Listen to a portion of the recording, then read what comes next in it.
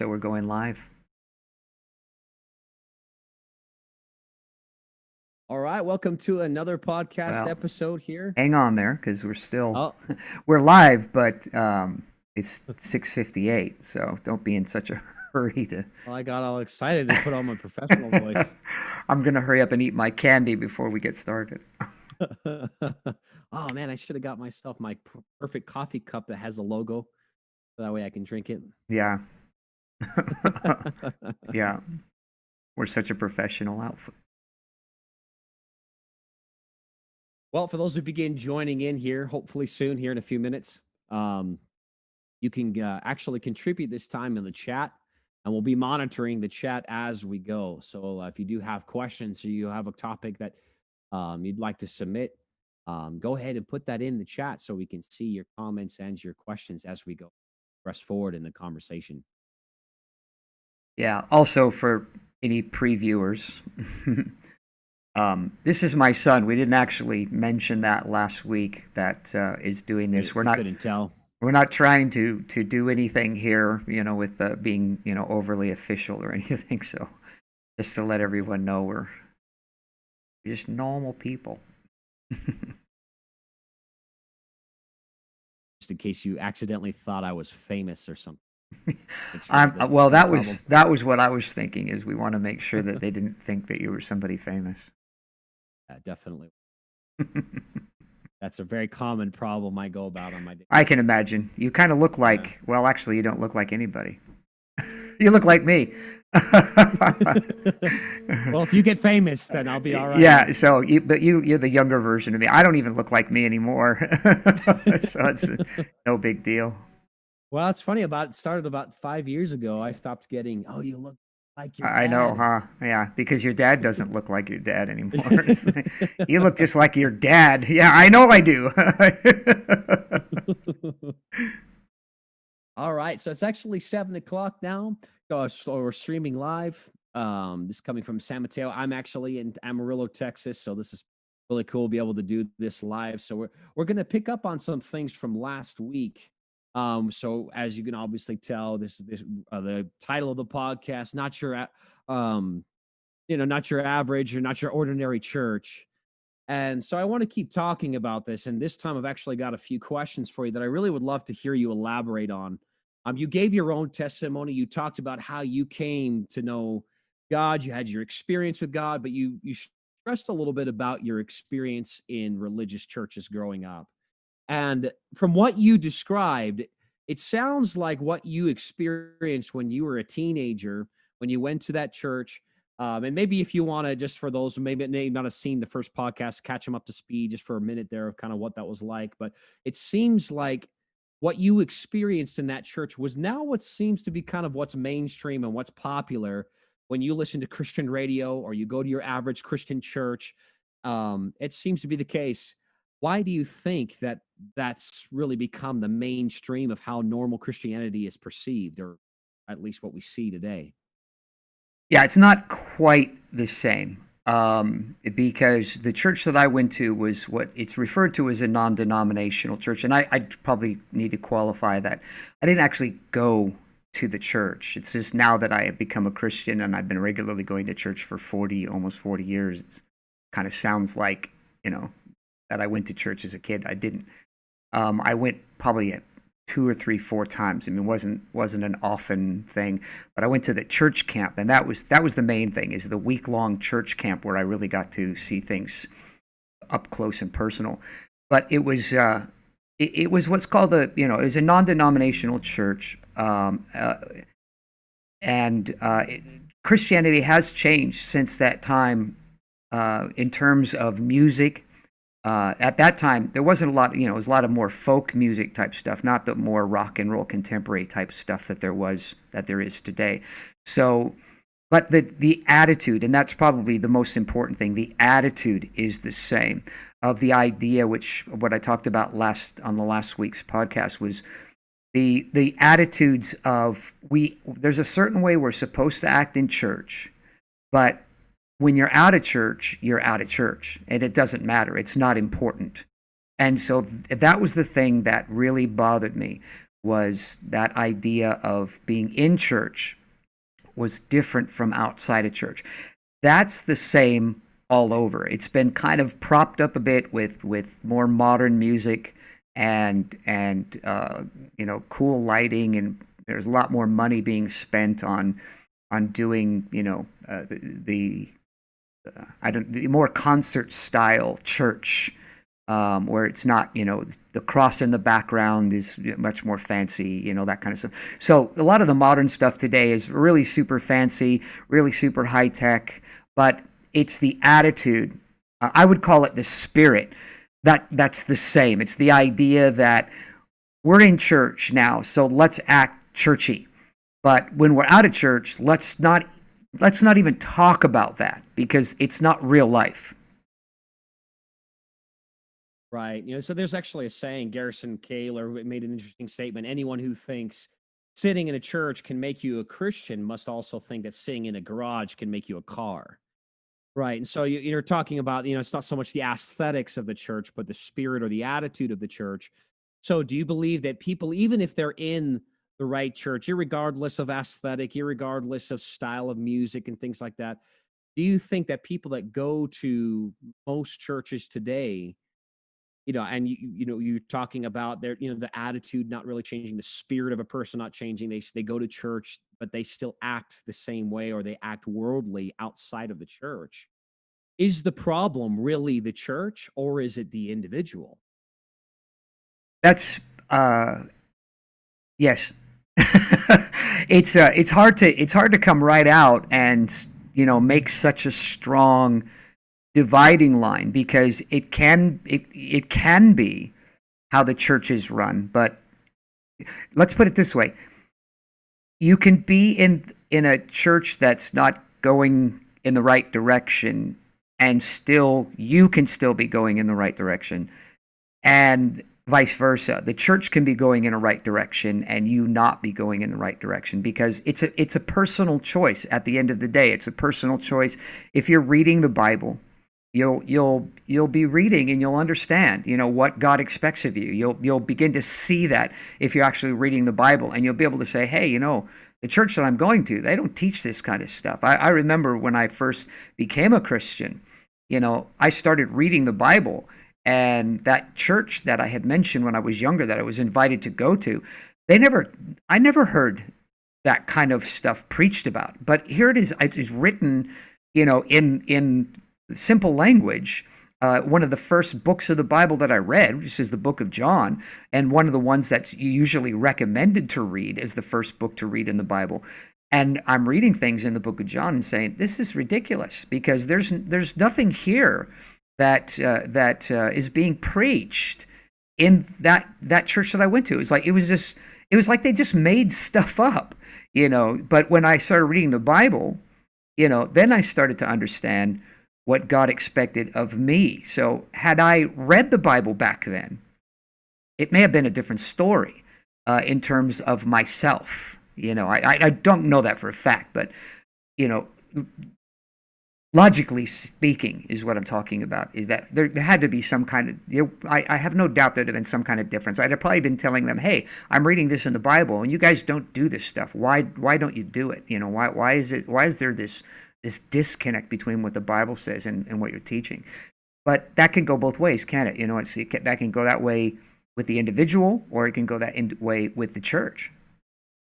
That's actually that's interesting. You just said that because you would say you would ask them, why is it? And you actually said earlier that it's almost as if they were making stuff up. What do you think would be the motivation for somebody, that wants to start a church, wants to go through all the trouble of having a church, and or maybe if we come outside of the church for a moment and maybe just talk about your average Christian, average person that calls themselves a Christian. What would be the motivating factor of somebody who would want to maybe, like you said, make stuff up or live a life that is quite obviously, it's a strong word, but hypocritical, of claiming they are something and yet not living by the main book, which is the Bible, and not choosing to live by that? What would be the motivation for that? The I'm going to be preaching about this tomorrow. You're getting chat things there. Just wanted to let you know that you're being talked to. Okay. But there's a good question there that would be worth looking Yeah. at in a second. Yeah. So the idea is that you why would you make stuff up? I'm going to be preaching about this actually on Wednesday. The reason is because we want to live the way we want to live. You know, that's the problem, is that not being able to make that break with our old ways and our old life, that we would just, hey, I want to just do my own thing. Yeah, I just saw this question. I think that's actually really relevant to what we're talking about. What about that? Can you lose your salvation if you don't go to church? It's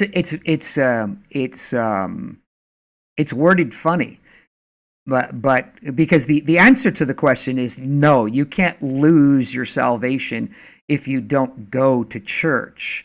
That's technically, but the problem with that kind of thinking, which goes along the lines of kind of the whole point of why I'm doing this podcast, or why I wanted to do this podcast, is that you'd have to ask yourself the question, are you saved if you don't want to go to church? I mean, that's the more deeper, more important question, is why would, Jesus said, upon this rock I will build my church, and the gates of hell will not prevail against it. And so if the whole point of Jesus coming to the earth was to build the church, and you don't want to go,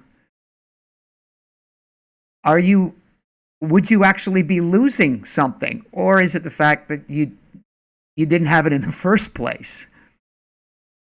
Yeah, no, that definitely makes sense. I mean, if we could go earlier, you had mentioned just were elaborating a little bit about, the church that you went to. It seemed like they were making things up and stuff like that. And so I think there's some viewers as well too, and maybe people who see this later on, who might ask the question, well, if aren't we're not perfect, right? We still struggle with sin, we still struggle with these things. If that's the case, if we're not perfect, then what's the difference between being a flawed or imperfect Christian and a hypocrite? What's the real difference then? Okay, so we're not perfect, that is a valid and a good question, and it's hard to answer shortly, so we have enough time to be able to talk about other things as we go along. But title. yeah. So the main thing is that the major difference is the issue of intention. I think that to just break it right down, it's the issue of intention. I want to go out and I want to get high. I want to take drugs. I want to party. I want to sleep with my girlfriend. I want to do these kinds of things. That's not a flaw. That's a desire, that you don't want to stop. That's not a flaw.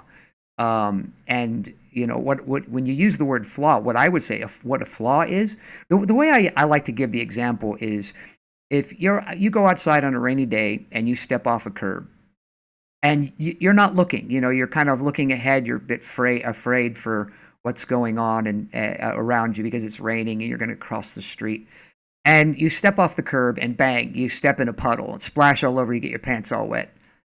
Okay, that's a flaw, that's a mistake, because you weren't watching what you did. But if you decide, oh well, as long as I'm here, I might as well take off my clothes and go for a swim, that's not a flaw anymore. Now it's intention. Now it's no longer something that you didn't mean to do, that you were unaware or distracted, that you want to do that. And I think that's the real answer to that question. Now, this quote's coming from a Brennan Manning, and so I thought this was interesting. I'll share it. The greatest single cause of atheism in the world today is Christians who acknowledge Jesus with their lips and walk out the door and deny him by their lifestyle. That is what an unbelieving world simply finds unbelievable. And the reason why I thought this was relevant to the conversation I figured we'd be having today, is because there's, we are describing this, and you're talking about the difference of, intentional and stuff. It's, I think, what can be hard for most people who maybe are more on the side of wanting to listen to this, maybe from an atheistic standpoint, or someone that wants to challenge this, might be having a hard time with this, saying, well, how can you argue what's really intentional. Like, for example, you mentioned taking drugs and things like that. These are usually considered kind of the big sins of the world. Most people, generally speaking, they may not want to be Christians, but they know taking drugs is a bad idea. But there may be other sins that are sins. The Bible talks about, sins of anger and sexual sin, things like that. There may be people that say, "Oh, I struggle with an addiction. Maybe I'm addicted to pornography, or I can't help this. I don't want to do this, but I'm continuing to do that." And I think, it could be argued that a lot of the world looks at that and say, "See, that's why Christianity is just nonsense," because they think that they're above sin, they think they're free from sin. But you have people that say things like this and say, "Oh, thank goodness for," or they may hear things that say, "Thank goodness for the grace of God that forgives." And we know these things to be true. Can you shed some light and maybe bring these two worlds together, as if there was someone that was, like I mentioned before, an atheistic standpoint sitting here listening to this Yeah. and challenging that? Does that make sense? Yeah. In the because of my I think I have an advantage, as we talked about in the last one, of that I wasn't raised in church. And the first time I ever set foot in a church was 16, so I had no preconceived ideas of church or God or the Bible or anything. I didn't have anything to refer to.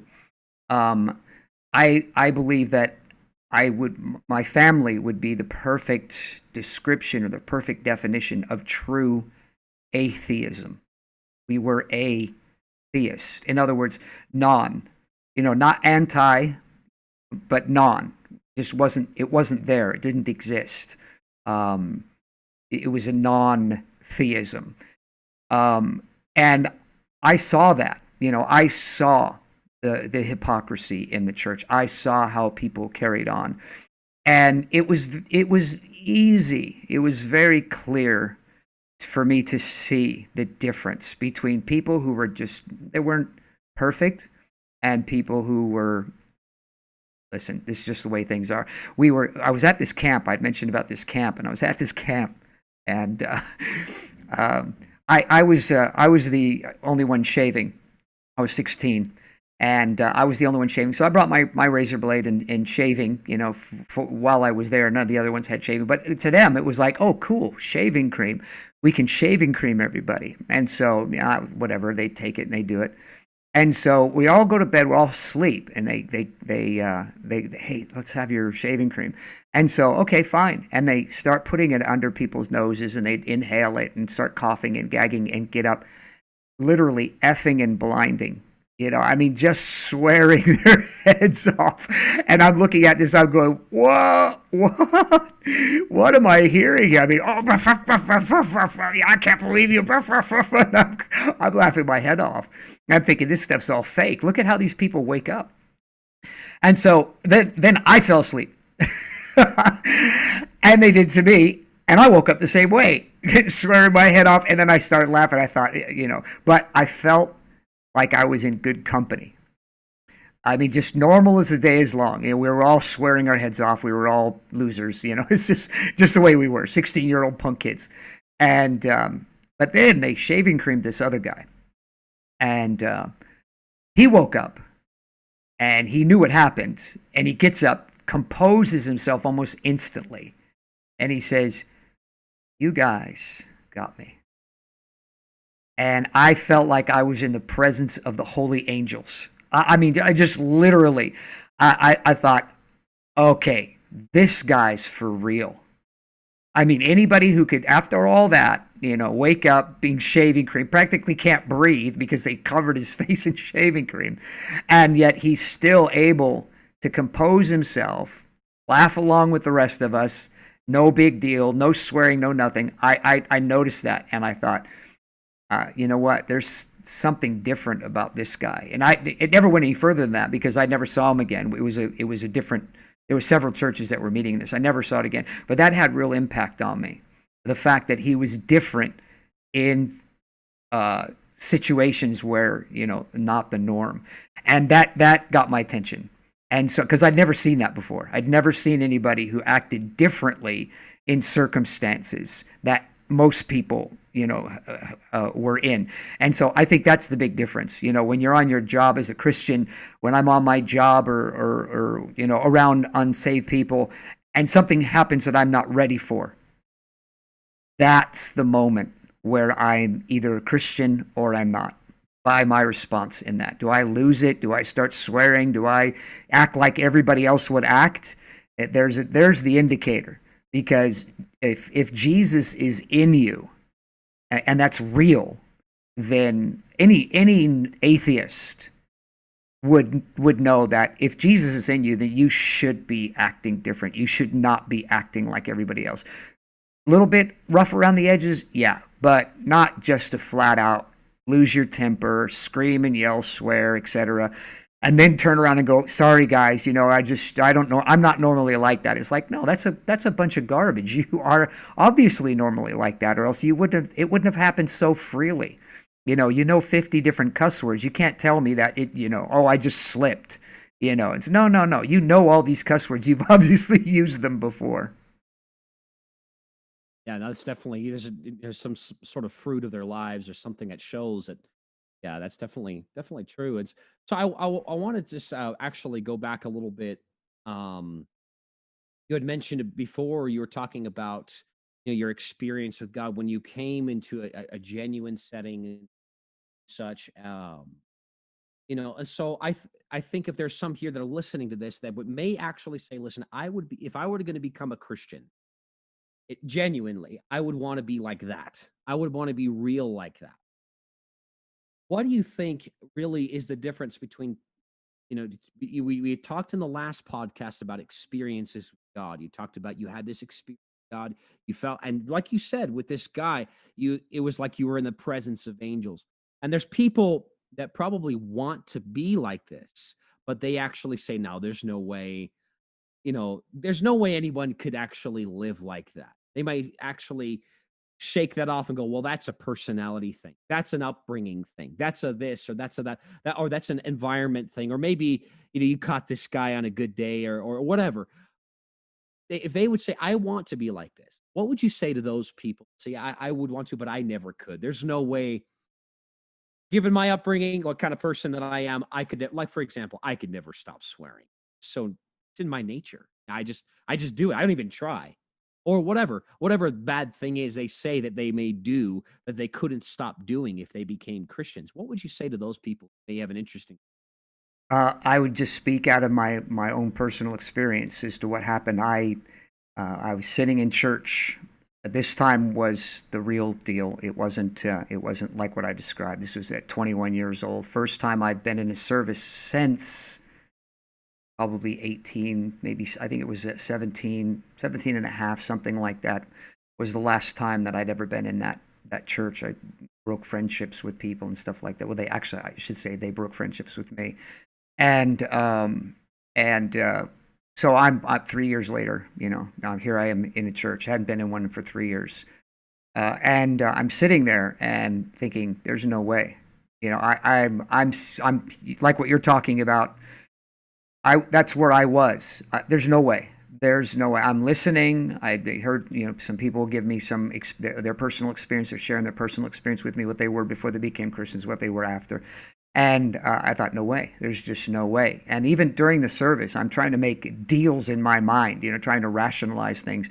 And I said, okay, I'm not a big partier. It's not like this is a major part of my life, in terms of desire. I didn't want to go smoke pot all the time and drink and party and things like that. I wanted to just be, I got distracted by the bell. I should have turned that off. Sorry, but I'm going through this list in my head, thinking, can't do it. There's no way. But I'm thinking, okay, I could quit this, I could quit that, I could quit the other thing. So I'm going through this. But then there was one particular thing, and I don't want to go into it. It was, basically it was girls, but I mean, it's obviously a little bit deeper than just girls. But it's like I told God, I said, there's no way I could ever stop this. There's just no way. Not because I didn't have self-control. I didn't want to. I just didn't want to stop. No, I'm not going to do this. I'm not going to wait until I'm married. I might be 50 years old before I get married. I'm not going to spend the rest of my life celibate. There's no way. And that was my thought. There's no way I could ever do that. And I really felt, I needed to be experimental. And I thought, okay, God, you've heard my side of the story here. Okay, if you're real, make yourself real to me. I want you to come into my heart. I'm ready. If you're real, I don't know that I could do any of the things I'm supposed to do. But if you're real, make yourself real to me, and we'll kind of take it from there, sort of thing. And right there, right at that moment that I had made that decision, I had prayed with this friend of mine that came and prayed, and we prayed a sinner's prayer. And it was almost instantly afterwards. I had absolutely no desire to party anymore. I had no desire to do any of those things anymore. And it was like, God explained to me, and I mentioned this before the last podcast, I think. God explained to me, you don't want to be sleeping with all different kinds of girls, because this is going to ruin your future. You're going to want to settle down, have a family, have kids, and you don't want that to bring that mess into your marriage. And it just made perfect sense. And so I said, you know what? I'm done. And I didn't even want to have a girlfriend. I didn't want to, let alone the more intimate parts of it. I didn't want to have a girlfriend. I didn't want to ruin what seemed to be such a good restart, kind of a reboot of my life with God. And it's like, I don't even want this. And so when it came down to my wife and actually, dating and getting engaged, for like, I think it was probably, I don't know, a month, maybe 6 weeks, that I fought it. I was like, I don't want to do this because I don't want to ruin what God has done in my life. And so I found myself doing things that I did not ever believe that I could do within myself, because I had given my life to Jesus and I had truly surrendered my life to him, whatever that meant. Right, right. That's amazing. Fantastic. There is something I'm curious to ask. I mean, when people are describing, when you're describing and you're speaking and shedding light on these things, there is probably a lot of people that might be watching this, might ask this question. It's a little bit unrelated, but I think it was important in the topic that we're in. Is that most Christians, they think, most everybody knows someone that claims they're a Christian, but there's also most people that will know someone that claims to be a Christian that they would consider ignorant. And the reason why I think that could be possible is because there's a word that's thrown around a lot. You just got to have faith. It's got to have faith. This is a bit like it's printed. You go to Walmart and decorations say faith on them. It's like kind of a catchphrase now. It's marketed now to use this. It's just oh, you got to have faith. You got to have faith. And when you talk about things like what you're experiencing like that, and so you're just saying, oh, how can I, if I become a Christian, does that mean I have to become like this, where I have to be somebody that's, okay, I don't understand everything. I'm going to throw out my knowledge so I can become like that. I can just, all of a sudden my desires change. Is that how I have to be? There may be some people that want to explain that, want to figure that out. What would you say to those people? This is the great thing about salvation. You don't have to fake it. You never have to fake anything. Like I mentioned about myself, that was the issue. I surrender my life to Jesus. I said, I can't live the way that, in my imagination, that what it meant to be a Christian, to be good. I knew that there were things in my life that weren't good. And so you don't have to fake anything. When you surrender your life to Jesus, the issue is being willing. That's the part that's the most important. You have to be willing to surrender everything. And God doesn't just come to you and say, okay, surrender everything. He's very specific. He's very specific. And it'll happen from moment one. From that moment that you say, okay, Jesus, I'm ready to surrender my life to you. You see this in the Bible. There's a man that came to Jesus, a rich man, comes to Jesus, and he says, I know I'm missing something. What must I do to have eternal life? What good thing? And Jesus tells him, he says, he talks to him about other things, but we're running out of time. I don't have to go into the details of that. But the one thing he does say to Jesus, to this man, is rich man, is he says, I want you to sell all you have and come and follow me. And so that wasn't, he wasn't giving a carte blanche, statement that everybody needs to be poor who's a Christian. It was this man's problem. He was very, very rich. He had many, many material things, and that was his fulfillment in life. And Jesus puts his finger right on that and says, "No, no, you can't have any other gods. There's no, that's not going to work. You're going to have to give that up." And he actually tells him, he says, "Sell what you have and come and follow me, and you shall have riches and kingdom." In other words, he's not telling him to give it up. He's telling him to put it away for later. He's telling him, listen, you'll have this in eternity, but he won't do it. And that's the problem. That is the problem. Because at that point, one of two things happens to a person. God puts his finger on stuff in their lives. They ask him to come into their lives. They put their finger, God puts his finger on something in their lives, and they either, number one, pretend he didn't say anything and try to go on without it, which usually ends in disaster. The second thing is that you acknowledge it and don't want to do it, and like this rich man, you walk away and you say, no, I'm not gonna, I can't do this, I'm not gonna be a Christian. Or the third thing, which is the worst thing, and the seed of this podcast, is you become religious. You start making up your own faith. You start making up your own reality about who and what Jesus is and what you can do and what you can't do. And then you start building this theology that allows you to keep doing the things that you know you shouldn't be doing. Right. That's fantastic. Given that we're essentially out of time at this point, and so we'll go ahead and wrap it up here. But for those that are watching, and especially those that you watch later on, or you catch up a little bit later on, we encourage, if you do have any questions, put those in the comments section, and we'll be looking through those. We will be paying attention. And the last thing, just want to stress on this, is Pastor Ford, who's also my dad as well. We're spending the time to do this, and these podcasts will actually continue going forward.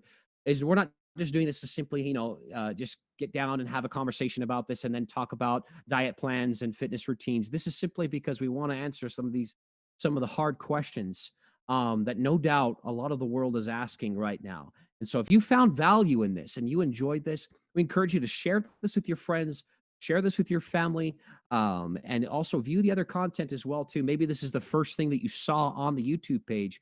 You'll also see in the longer videos there too of the actual sermons that are going to go into much more detail about these kinds of things that we're talking about. Again, we really enjoy you tuning in with us. Remember to like if you enjoyed it, if you saw some value in it, smash the like button if you would, and then also make sure you comment those questions if you do want to possibly have some of those things considered in the next podcast. We appreciate you joining us. That's it for tonight. Thank you.